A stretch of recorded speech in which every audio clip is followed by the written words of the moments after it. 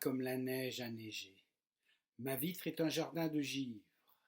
Ah, comme la neige a neigé. Qu'est-ce que le spasme de vivre à la douleur que j'ai. Tous les étangs gisent gelés, mon âme est noire. Où vis-je? Où vais-je? Tous ces espoirs gisent gelés. Je suis la nouvelle Norvège, d'où les blonds ciels s'en sont allés. Pleurez, oiseaux de février, au sinistre frisson des choses. Pleurez, oiseaux de février, pleurez mes pleurs, pleurez mes roses aux branches du genévrier. Ah, comme la neige a neigé. Ma vitre est un jardin de givre.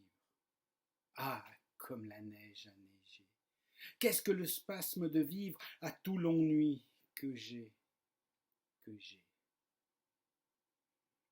Ces vers sont certainement les plus beaux de la poésie québécoise, en tout cas de la poésie québécoise du XIXe siècle.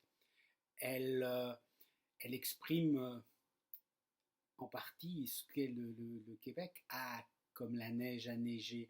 Cette formule hyper connue nous donne des frissons. On sent que ce jardin de givre, c'est vraiment le froid québécois. Cette œuvre, c'est l'œuvre du poète maudit par excellence du Québec, c'est l'œuvre d'Émile Nelligan. Émile Nelligan, qui est né un 24 décembre 1879 à Montréal, et qui va avoir un passage fulgurant dans la littérature québécoise, puisqu'en 1899, à l'âge de 20 ans, eh bien, il va disparaître. Il ne va pas disparaître physiquement, mais il n'écrira plus rien après cette date, puisque victime de schizophrénie, à partir de 1899, on va le retrouver dans un asile. Et il décédera d'ailleurs dans ce même asile en 1941.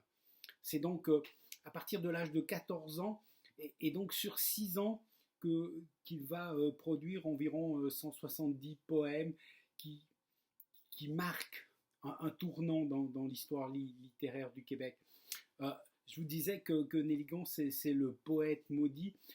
Poète maudit parce qu'il est influencé par les grands romantismes, les poètes maudits français. Je parle de Verlaine, de Rimbaud et de Baudelaire, bien sûr.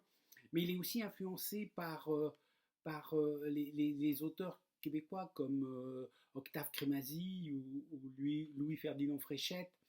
Et ce style qui est tellement avant-gardiste, qui rompt enfin avec les thèmes habituels, l'historiographie québécoise, qui mettait en valeur l'histoire, les héros des légendes québécoises, vont créer beaucoup d'émules et vont marquer le début d'une nouvelle ère de cette littérature.